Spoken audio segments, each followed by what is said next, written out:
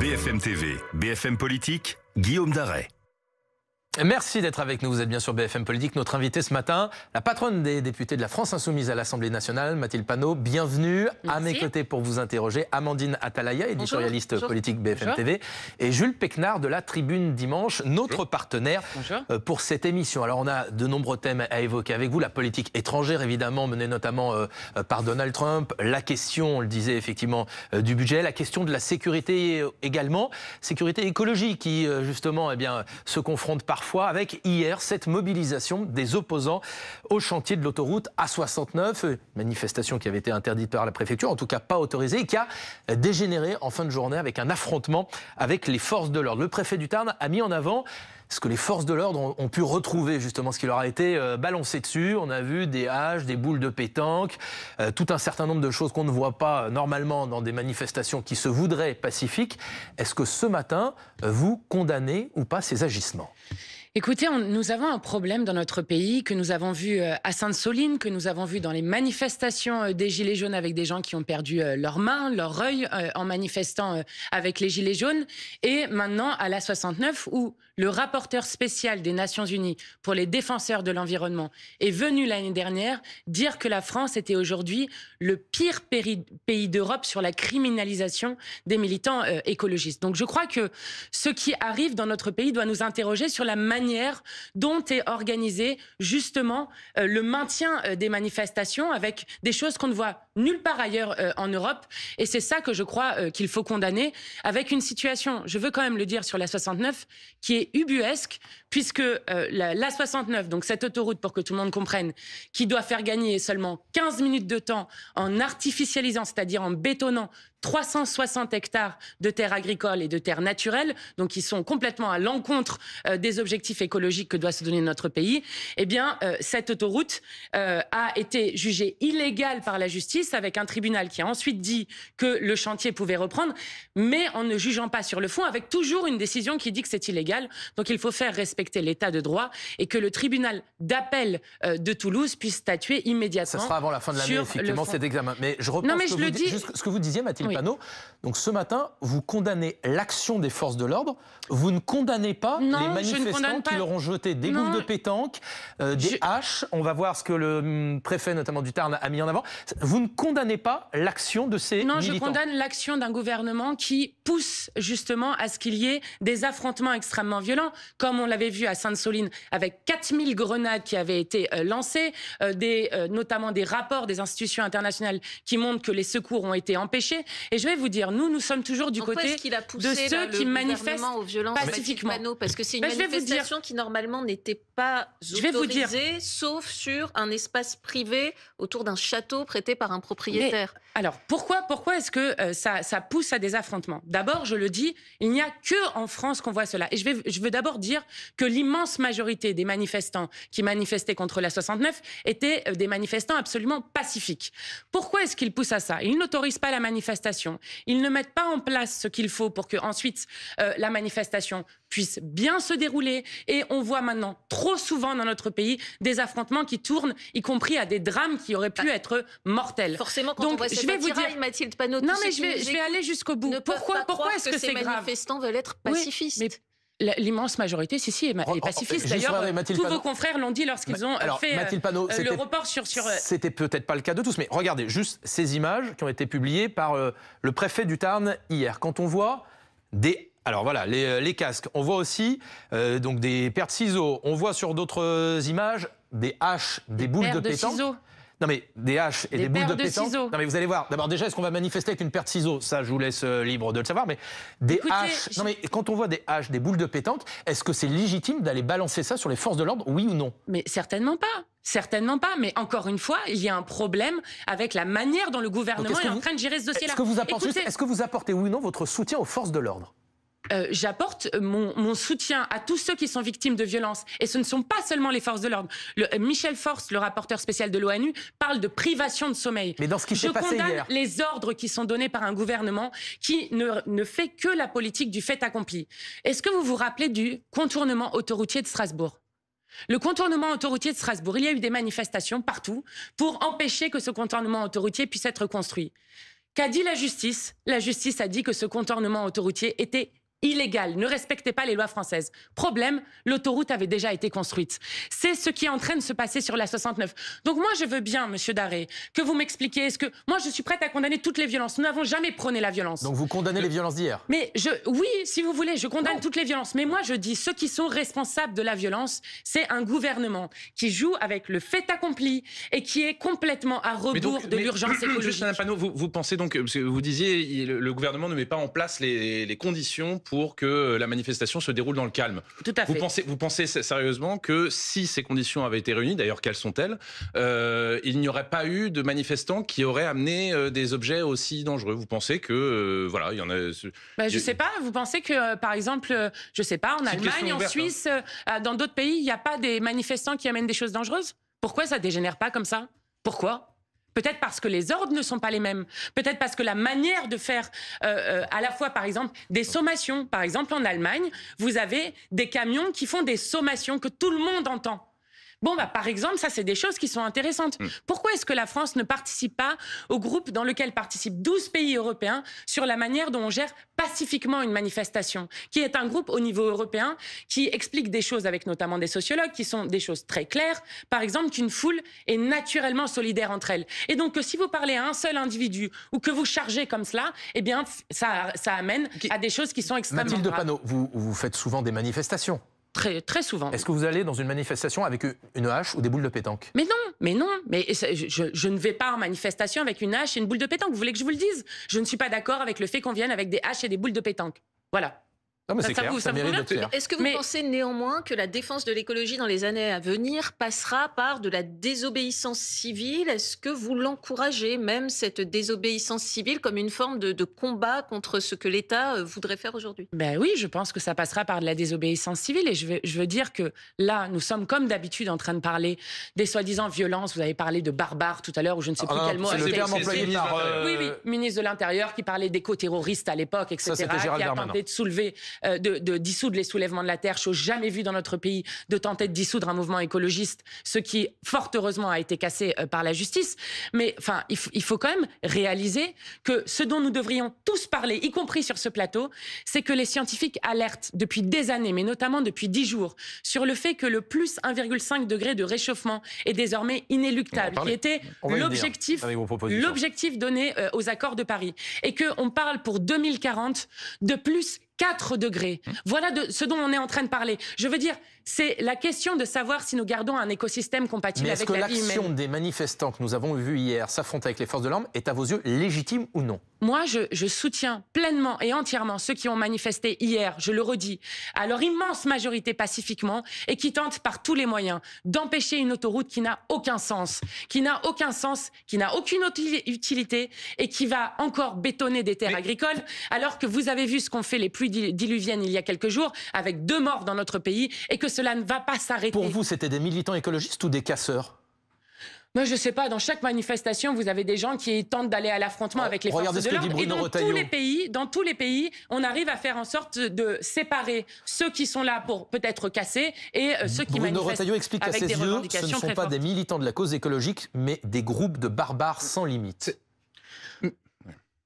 Non, mais faut arrêter, en fait. Il faut arrêter. C'est scandaleux, en fait, de toujours aller vers une escalade comme ça. Parce que qu'est-ce qu'on cherche à faire en faisant cela? On cherche à discréditer les milliers de personnes qui manifestent et qui revendiquent pour dire qu'il n'est pas possible dans notre pays d'être toujours sur la politique du fait accompli. Je ne sais pas si vous réalisez ce que ça veut dire. On vient de vivre un épisode caniculaire. Dans cet épisode caniculaire, il y a chaque année des milliers de personnes qui meurent du fait de la canicule. On y viendra dans quelques instants. Vous avez un plan avec 13 propositions 13 propositions spéciales. Alors, on voit ce qui s'est passé hier. C'est la question de la sécurité, aussi de la sécurité du quotidien. Ce matin, le gouvernement, par la voix du ministre qui est à côté de Bruno Retailleau, qui est du ministre délégué à l'Intérieur, qui s'appelle François-Noël Buffet, dévoile des propositions pour la police municipale. Très concrètement, le gouvernement veut donner plus de pouvoir à cette police municipale. Demain, si ce qu'il souhaite est adopté, les policiers municipaux pourront fouiller les véhicules, ouvrir les coffres, saisir les objets dangereux. Il souhaite aussi que les policiers municipaux puissent, par exemple, dresser des amendes pour ce qui relève effectivement de l'aspect délictuel, par exemple les stupéfiants. Est-ce que c'est une bonne chose? Est-ce que vous voterez ces mesures? Certainement pas. Et je vais vous dire, ça va même Pourquoi? être l'objet dans nos campagnes municipales de dire que nous ne voulons pas de police du maire, mais que nous voulons une police républicaine qui est un service public pour les citoyens et les citoyennes. Pourquoi vous votez pas ça? Parce que ce sont des ruptures d'égalité. Et nous voulons que la police municipale soit réintégrée dans la police nationale avec une police de proximité. Je rappelle que la sécurité est une prérogative de l'État, une prérogative républicaine qui revient à l'État. Et donc, nous ne sommes pas d'accord avec le fait qu'ici et là, il y ait des polices municipales qui en sont en plus fortement armées et qui coûtent extrêmement cher aux collectivités au détriment de d'autres politiques, notamment de politiques sociales. C'est-à-dire que vous souhaitez, vous, que les polices municipales soient, à rebours de ce qui se passe en ce moment, elles sont de plus en plus armées, soient désarmées? Je pense qu'une police municipale de proximité n'a pas besoin d'être armée, effectivement. Et c'est le sens de ce que nous avions dit sur le fait de refonder la police de la cave au grenier. Lorsque vous faites une police de proximité en allant discuter avec les commerçants, en allant faire de la médiation à des endroits, en allant arrêter effectivement un flagrant délit à des moments sur des choses, eh bien, d'abord, il faut avoir la formation d'un policier national. Et parce que vous savez qu'ils n'ont pas les mêmes formations et que du coup, ça crée des inégalités de traitement entre les citoyens. Ça, c'est la première chose. Et la deuxième chose, oui, je pense qu'ils n'ont pas besoin d'être armés. Et vous savez que leurs missions sont de plus en plus complexes, notamment la lutte contre une criminalité plus forte, contre une délinquance plus forte, contre des trafics de drogue qui se développent dans des petites villes, dans des villes moyennes. Comment est-ce qu'ils font s'ils sont désarmés, ces policiers municipaux? Ils sont un peu seuls au monde dans ce cas-là? Non, puisqu'ils sont réintégrés dans la police nationale, je viens de le dire. Oui, mais néanmoins non armés. De vos voeux. Pour la police de proximité, là, je parle. Oui. Ça ne veut pas dire qu'il n'y a pas une police nationale qui n'est pas armée. Mais sur les propositions très concrètes une police qui sont de évoquées. proximité, à quoi ça sert? À une police de proximité, ça sert, et d'ailleurs ça a existé dans notre pays, ça fonctionnait extrêmement bien, et nous regrettons qu'elle ait été démantelée. La police de proximité sert à créer du lien avec les habitants, et justement à pouvoir... par exemple, investiguer sur des choses avec des habitants qui vous disent des choses. Donc, d'être un service public. Vous savez qu'en Espagne, par exemple, le service public de la police est souvent contrôlé par les habitants eux-mêmes. C'est-à-dire qu'il y a des réunions avec les habitants. Donc, on remet le fait que ça soit un service public avec des habitants qui peuvent faire un retour sur ce qui se passe avec la police et qui recréent des liens de confiance. Le problème que nous avons dans notre pays, c'est qu'il y a un lien de confiance qui est brisé avec la police. Au-delà du lien, vous parlez du lien de confiance. Là, vous parlez de la campagne municipale. Vous pensez vraiment que c'est ce qu'une majorité d'électeurs français veulent, c'est-à-dire une police de proximité? Je pense que... Mais désarmée, vous pensez que c'est audible, ça, aujourd'hui? Je pense que oui, la majorité des citoyens... Vu les chiffres de la criminalité, de la petite délinquance? Je peux répondre ou... Oui, bien sûr, bien sûr. Je pense que la majorité des citoyens de ce pays veulent avoir le droit à la sûreté. Et faire croire avec des choses populistes, comme la police municipale, ou le nombre de caméras de surveillance qu'on met partout, dont personne n'a jamais réussi à prouver, prouvez-moi le contraire, qu'elles ont une efficacité, eh bien, cela ne réglera rien. Donc, si, il faut... efficacité, par exemple, lors des rodéos urbains, les policiers les réclament. Beaucoup de maires les ça s'appelle la police de proximité. Quant au trafic de drogue dont vous parliez tout à l'heure, nous nous sommes opposés très fortement à la réforme de la police judiciaire qui a été faite par Darmanin. Et nous redisons que la première des choses qu'il faut faire, c'est s'attaquer à la tête des réseaux et notamment avoir des policiers d'investigation sur la question au-delà même de l'armement. Pourquoi ça vous pose problème que demain les policiers municipaux puissent éventuellement fouiller les véhicules, ouvrir les coffres, dresser des amendes pour des délits? Parce que, je vous le dis, je ne suis pas favorable à une police municipale où dans une ville, il y aura une police municipale avec des règles, dans une autre police municipale avec des règles, et dans une troisième, il n'y aura pas de police municipale. Moi, je redis que la police est une prérogative de l'État et que donc nous sommes pour la police nationale qui doit être renforcée par ailleurs dans ses effectifs. Et alors très concrètement, les municipales sont dans moins un an. Est-ce que ça veut dire que dans toutes les communes où demain un maire de la France insoumise serait élu, il n'y aura plus de police municipale, ou en tout cas la police municipale ne sera soit pas armée si elle ne l'est pas, soit désarmée si elle l'est jusqu'à maintenant? Oui, ça fait partie de notre programme. Et encore une fois, nous, dans notre programme, nous avons mis sur les programmes de rupture un certain nombre de points clés. Notamment, nous voulons mettre des référendums d'initiative citoyenne à l'échelle des municipalités. Nous voulons avoir, par exemple, la cantine gratuite, alors que de plus en plus d'enfants, c'est le seul repas qu'ils vont pouvoir manger à ce moment-là. Ou encore, dire que nous ne voulons pas que l'eau, par exemple, soit en délégation de services au privé avec des multinationales nationales comme Veolia et d'autres, et qu'elles soient gérées en Mais sur régie cette publique question de de la l'eau. police municipale, c'est-à-dire que vous dites aux habitants de communes qui nous écoutent, qui peut-être demain auront une liste LFI dans leur municipalité, dans leur ville, si vous élisez un maire de la France Insoumise, nous désarmerons la police municipale de votre ville si elle est armée. Oui. Oui. Et nous nous battrons pour qu'au niveau national, il soit réintégré dans la police nationale avec de la police de proximité.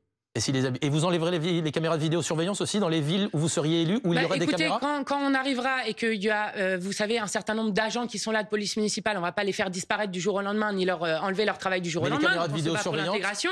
Et quant aux caméras de surveillance, là aussi, il faut voir dans le cadre des contrats. Mais moi, je le redis, je ne suis pas favorable à ce qu'on mette des caméras de surveillance partout qui n'ont, encore une fois, jamais prouvé leur utilité. Donc il y aura un plan pour enlever les caméras de vidéosurveillance dans les villes où la France Insoumise serait élue. Oui, mais en fait, ne faites pas semblant que c'est extrêmement choquant de proposer ça. Je vais vous dire, tous ceux qui ont mis de la police municipale à tout va, qui l'ont surarmée à tout va et qui ont mis des caméras de surveillance, qu'est-ce que ça a créé?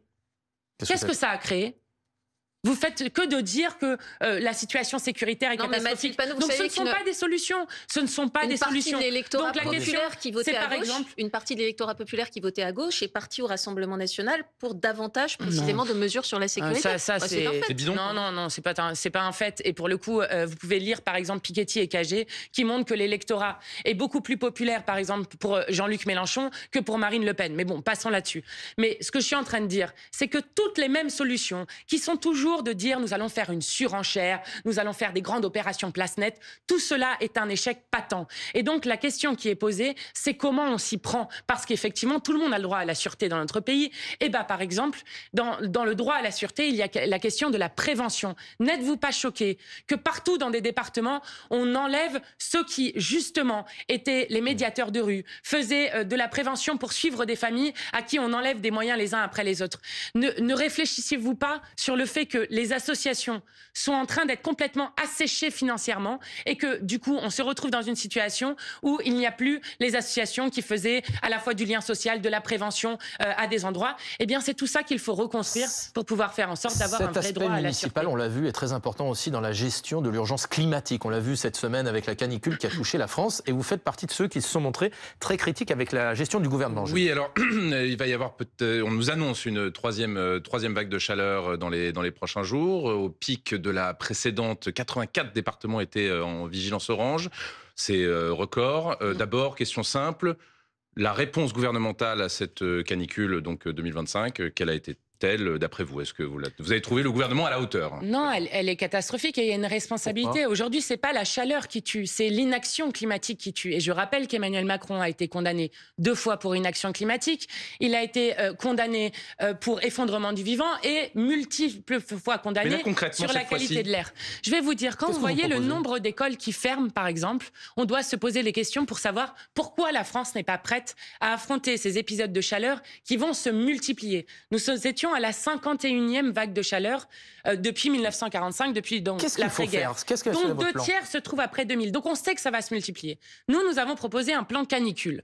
Dans ce plan canicule, il y a à la fois des mesures d'urgence, mais il y a aussi 5 propositions de loi que nous avons demandé à inscrire à la session extraordinaire de l'Assemblée nationale. Par exemple, dedans, il y a la demande d'avoir un congé canicule pour les parents lorsqu'ils doivent garder leurs enfants pour qu'ils puissent être payés, même s'ils doivent garder les enfants. Il y a une adaptation, c'est une loi qui a été faite avec la loi pour le logement des défavorisés, une adaptation des logements notamment à la question des bouilloires thermiques dont souffrent 12 millions de personnes dans ce pays, ou encore une adaptation du Code du travail aux chaleurs extrêmes, puisque vous avez vu que, par exemple, lundi dernier, un homme de 35 ans est mort à Besançon sur un chantier, et j'étais en train de discuter avec un travailleur sur le tarmac de l'aéroport qui me montrait que là où il travaillait, il faisait 46 degrés. Donc, il faut adapter le Code du travail. Et nous demandons à ce que ça soit inscrit à l'ordre du jour de l'Assemblée. Ce sont des mesures d'urgence. Vous avez une réponse à votre Alors, demande? nous n'avons pas de réponse. Mais je vais vous dire que la semaine prochaine, nous avons la loi simplification qui est une loi trumpiste qui vise à supprimer je ne sais combien d'agences, atteindre au droit à l'environnement, au droit des travailleurs, ou encore la loi pesticides qui va encore augmenter le nombre de cancers pédiatriques, notamment dans notre pays. Le cancer qui n'est aujourd'hui plus une maladie mais une épidémie. Eh bien, à la place de ces textes, on devrait examiner ce que nous proposons. Vous parliez justement Pour l'instant, nous n'avons pas de réponse. Vous évoquiez à l'instant une loi trumpiste. Juste après la pub, je vais vous demander, ça va peut-être justement vous faire bouillir, si Donald Trump mérite le prix Nobel de la paix quand on voit son action diplomatique. On se retrouve dans quelques instants sur BFM. Vous êtes bien sur BFM Politique. Notre invité, c'est Mathilde Panot, présidente du groupe de la France Insoumise. On évoquait il y a quelques instants justement la question de Donald Trump qui va recevoir cette semaine, demain, à la Maison-Blanche, le Premier ministre israélien Benjamin Netanyahou. Espère-t-il pour annoncer un cessez-le-feu entre le Hamas et Israël? Si c'est le cas, est-ce que vous direz merci et bravo Donald Trump? Non, certainement pas, puisque si le génocide a cours depuis maintenant 20 mois, c'est parce que les États-Unis ont choisi. Vous savez qu'il y a toujours une contestation du terme génocide. Non, enfin, on va pas revenir là-dessus. Enfin, je veux dire, là, pour le coup, les instances internationales sont extrêmement claires dessus.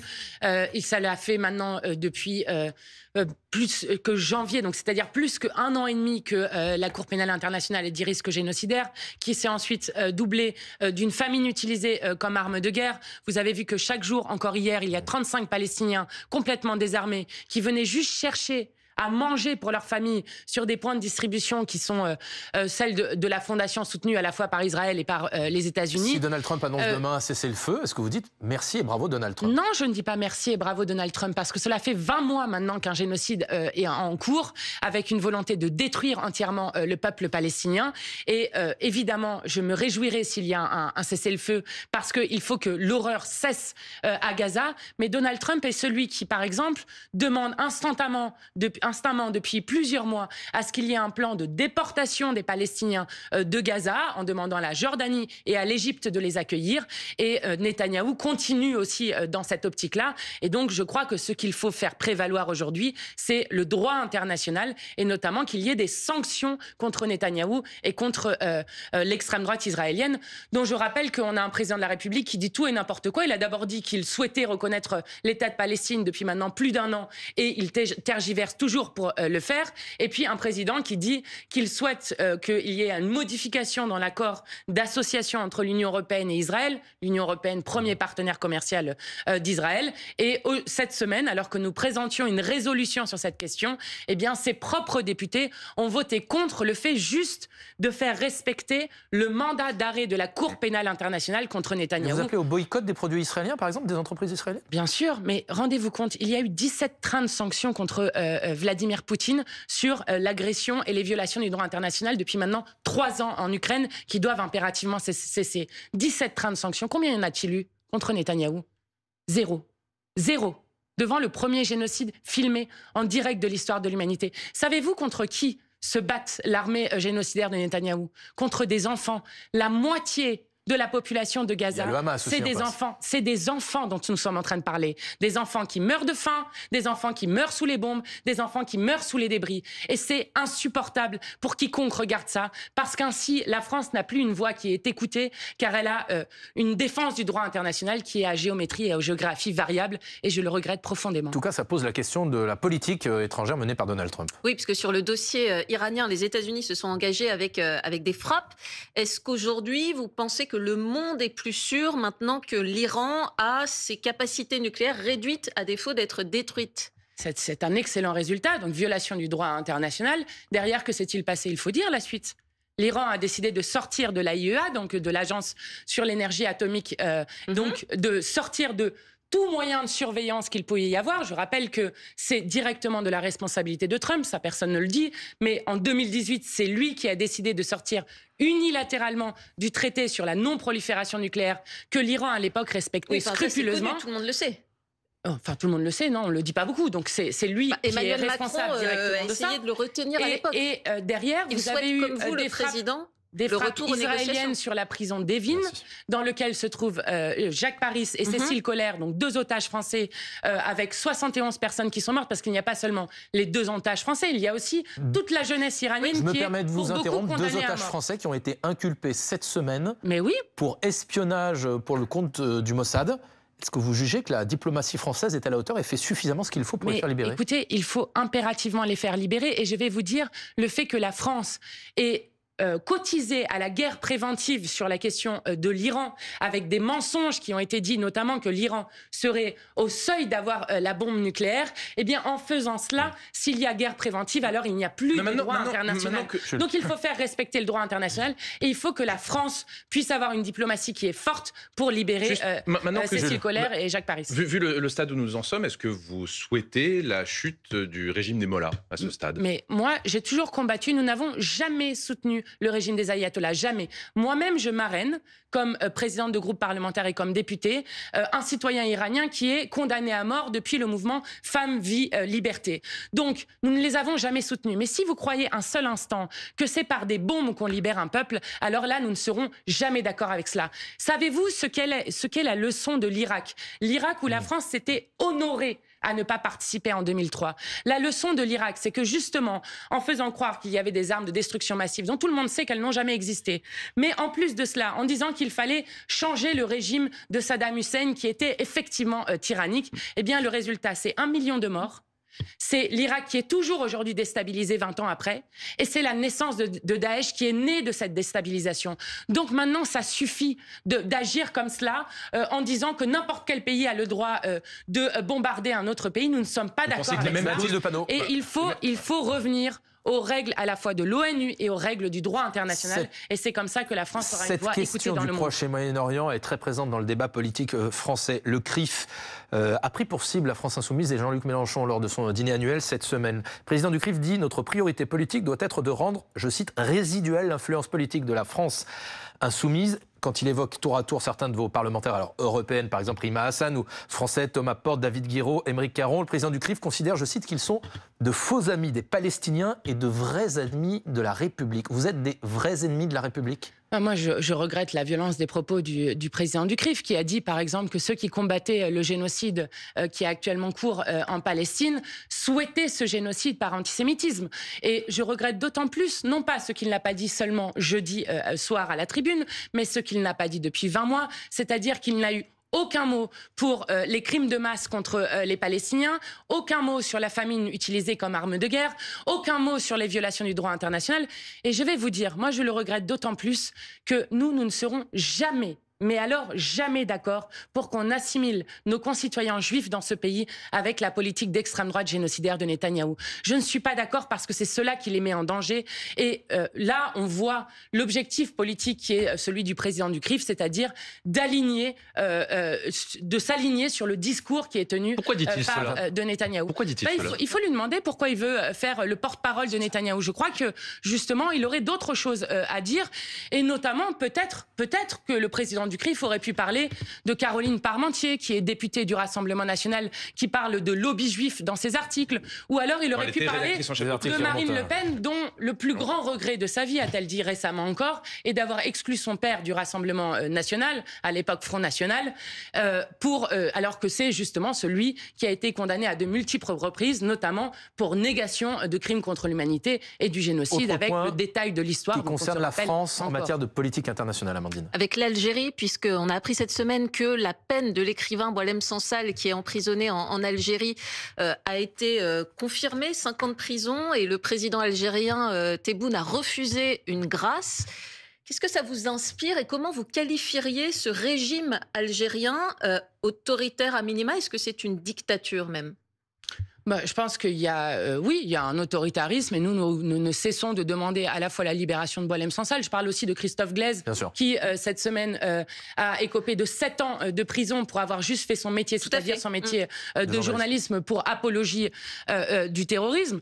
Et donc nous demandons la libération à la fois de Boualem Sansal, de Christophe Glaise, et j'ose espérer que peut-être le jour de la fête nationale, il n'y ait pas eu de grâce présidentielle, mais j'espère encore qu'il y ait une possibilité de sortir un homme qui, par ailleurs, est malade de prison pour délit d'opinion. Régime autoritaire, vous répondez à Amandine. Dictature, oui ou non? Non, mais en fait, arrêtez le forçage. Je vais vous dire pourquoi. Nous avons un ministre de l'Intérieur... Non, mais juste pour vous. Non, ce n'est pas une dictature. Nous avons un ministre de l'Intérieur, M. Retailleau, qui souffre d'une algérophobie aiguë et qui ne cesse de vouloir monter en tension avec l'Algérie. Nous, je le dis aussi, nous ne serons jamais d'accord avec cela. Nous avons beaucoup en commun avec les peuples du côté de l'autre côté de la Méditerranée, et notamment par la négociation avec l'Algérie qu'on avance aujourd'hui. L'Algérie qui refuse de reprendre ses ressortissants algériens présents en France. Oui, je pense que c'est par la négociation. Vous trouvez que la méthode Retailleau a bien fonctionné ? Et vous pensez que la négociation a mieux fonctionné avant ? Je pense que la négociation fonctionne mieux. C'est-à-dire que ce sont des échecs quoi qu'il en soit. Non, ce ne sont pas des échecs quoi qu'il en soit. Vous savez, on peut respecter nos autres partenaires. On peut sortir d'une forme de néocolonialisme qui existe toujours en France et qui est absolument insupportable. On le voit avec la Nouvelle-Calédonie, on le voit aussi avec d'autres territoires dits d'outre-mer, et on le voit avec les relations avec les pays d'Afrique du Nord. Donc nous ne sommes pas d'accord avec cela, et nous ne serons jamais d'accord avec cela. Est-ce que c'est de la diplomatie que l'un de vos députés est allé faire cette semaine en Algérie ? Votre collègue Sébastien Delogu, donc député des Bouches-du-Rhône et probable candidat de LFI à Marseille. Alors, LFI a fait un communiqué là-dessus, mais Sébastien Delogu a été interviewé par la télévision d'État algérienne, où il n'a fait aucune mention, contrairement à vous, de Christophe Glaise, de M. Boualem Sansal, mais a expliqué que il avait été bien accueilli, que en gros tout le monde est beau, tout le monde est gentil. Est-ce que vous réitérez que ce n'est pas votre ligne, qu'il y est allé de lui-même sans vous en tenir informé ?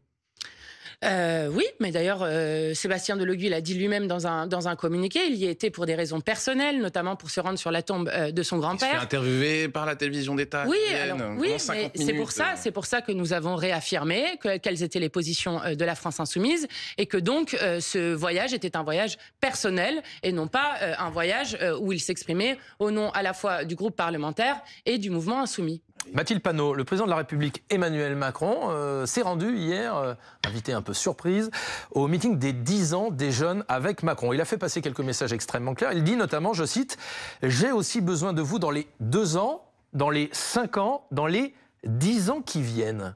Comment vous comprenez cette phrase ? Emmanuel Macron prépare déjà son retour dans une candidature à la présidentielle de 2032 ou plus tard ? Je pense qu'Emmanuel Macron essaye de mettre notre pays dans la fin du projet démocratique. Il n'a déjà pas respecté le résultat des urnes en juin et en juillet dernier. Et là, il explique qu'il n'a toujours pas compris que sa politique a été battue 3 fois dans les urnes, qu'il restera dans l'histoire non seulement comme le président le plus autoritaire de la Ve République, mais en plus de ça, comme celui qui a ramené la France à l'état d'un pays qui a faim dans la 7e puissance économique au monde, avec un Français sur 3 qui se prive régulièrement de repas pour nourrir ses enfants. En quoi ce serait antidémocratique ? Emmanuel Macron a parfaitement le droit, s'il le souhaite, de se représenter en 2032. Il a tout à fait le droit, mais je pense qu'il ne comprend pas à quel point il est détesté dans le pays. Il ne comprend pas que la jeunesse de ce pays est massivement antiraciste, massivement anticapitaliste, a soif de justice sociale, est massivement féministe et est consciente des enjeux écologiques, et que c'est pour cela qu'elle a voté pour la moitié pour le nouveau Front populaire en juin et en juillet dernier.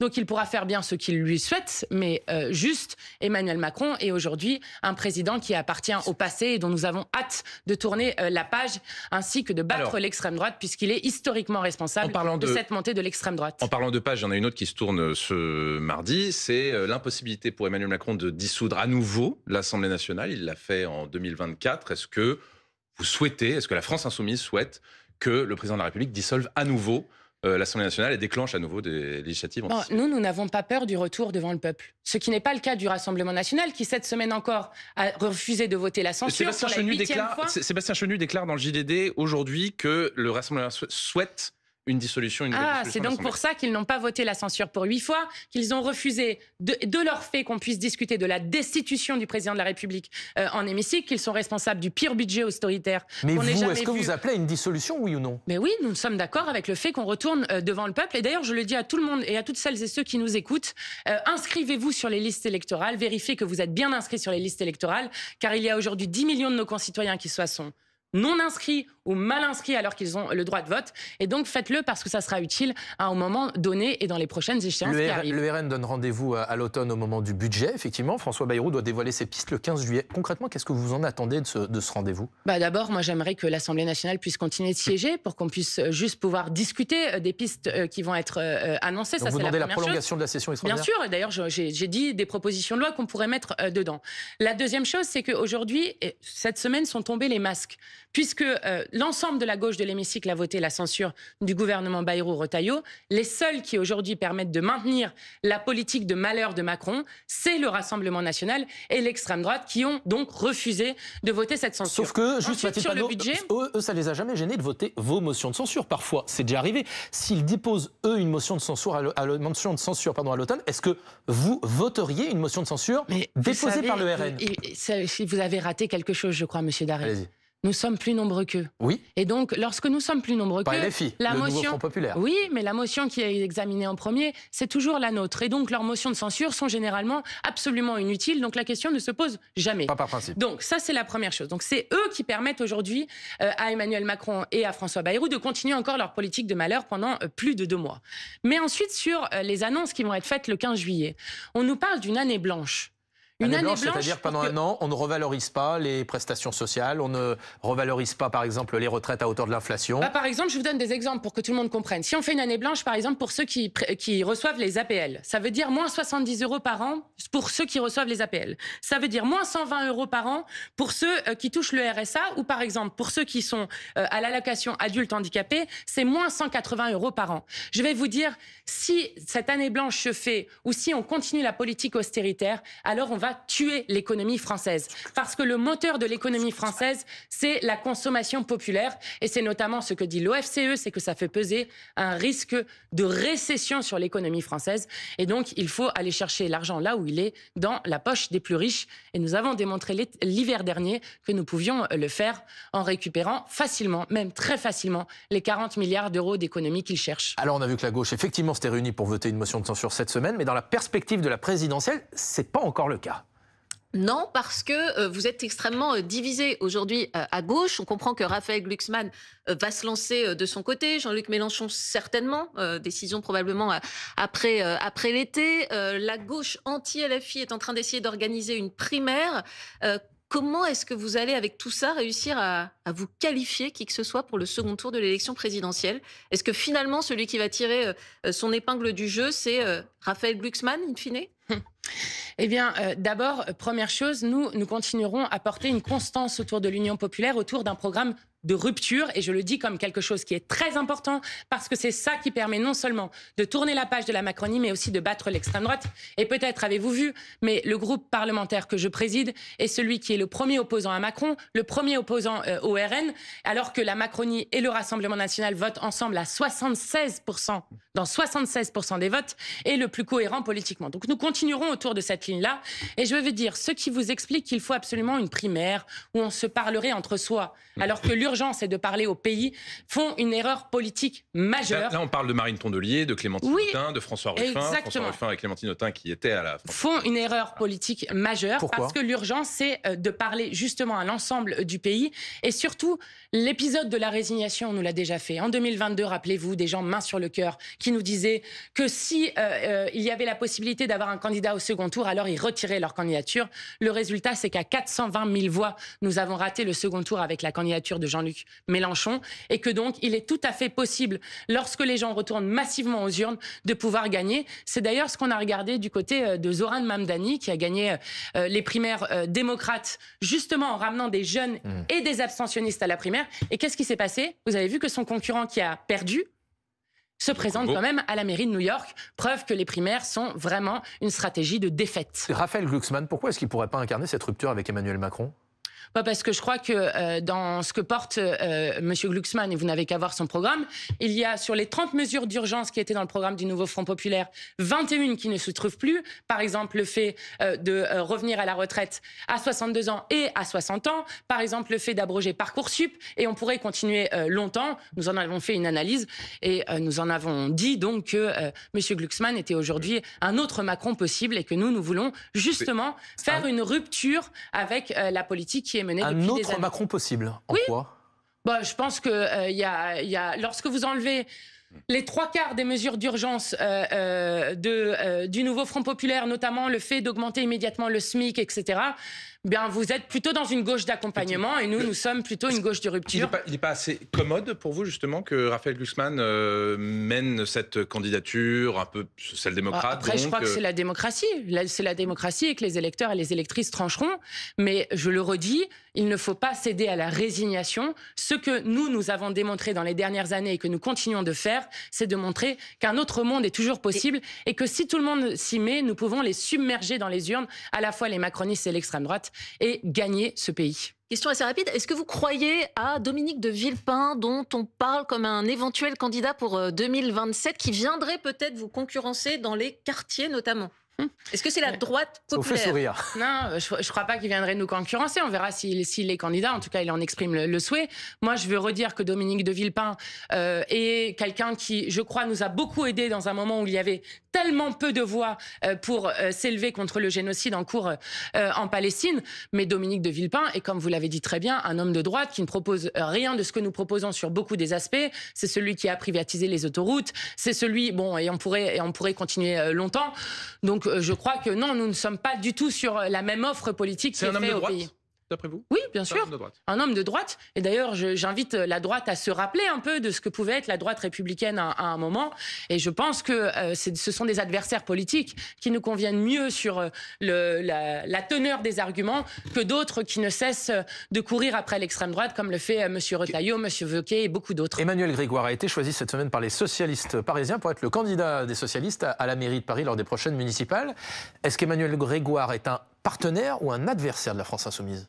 Je crois que ça sera un concurrent à l'élection municipale et que nous avons beaucoup d'autres choses à proposer que ce que propose Emmanuel Grégoire dans la ligne du bilan qui a été celui de Madame Hidalgo. Lui a expliqué qu'il ne voulait pas s'allier donc à la France Insoumise dans le cadre des élections municipales. Est-ce que l'inverse est vrai dans la perspective d'un second tour ? Est-ce que pour battre Rachida Dati, par exemple ? Je pense que du coup, à partir du moment où vous dites cela, tout a été tranché, puisque eux-mêmes ne veulent pas et que nous ne partageons pas le bilan de Madame Hidalgo à Paris. Donc à partir de là, je crois que encore une fois, c'est normal dans une démocratie qu'il puisse s'exprimer différents projets politiques et notamment un projet politique qui explique qu'il n'est pas normal que à Paris, on ait une ville aussi chère que cela, où les gens doivent partir ailleurs pour pouvoir vivre dignement. Certains soupçonnent Madame Chikirou de maintenir sa candidature dans une espèce de deal tacite avec Rachida Dati. Les deux s'entendent très bien, pour, en gros, faciliter la victoire de Rachida Dati. Et donc, Elle est fille alliée de Rachida Dati ? Bien sûr.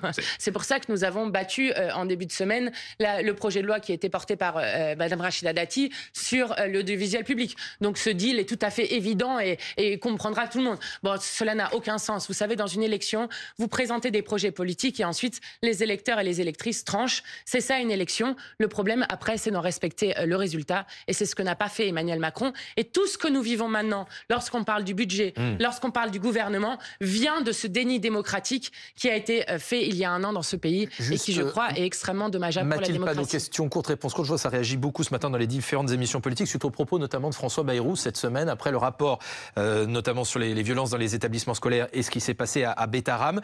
Le rapport qui a mis en avant, je cite, un défaut d'action de François Bayrou. Lui, il dit manipulation politique. C'est absolument le contraire de ce que j'ai fait.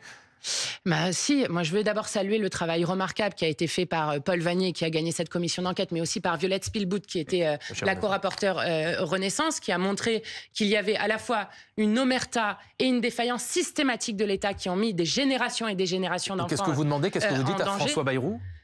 Nous demandons à ce qu'il y ait un parjure, puisque M. Bayrou a menti 2 fois. Il a menti lorsqu'il a dit qu'il n'avait aucune connaissance des violences physiques, a fortiori de violences sexuelles à Bétharram. Or, on savait qu'il savait depuis 1995 et 1998. Et puis ensuite, il s'est parjuré lors de la commission d'enquête dans un système qui continue l'omerta. Mais quand même, pour que tout le monde réalise les défaillances dont on parle, il y a eu en 6 ans 12 contrôles sur les 7500 établissements sous contrat catholique. Et lorsqu'on parle du lycée Averroès musulman sous contrat, dont le contrat a été rompu, dont la justice a dit qu'il n'aurait pas dû être rompu, on parle de 14 contrôles en 2 ans. On voit bien là la discrimination et l'islamophobie qui sous-tend tout cela. Et donc nous réclamons des contrôles beaucoup plus poussés sur ces établissements pour protéger les enfants et que plus jamais il n'y ait de Bétharram. Merci beaucoup Mathilde Panot d'avoir été notre invitée ce matin. Dans un instant, vous retrouvez votre documentaire Ligne Rouge.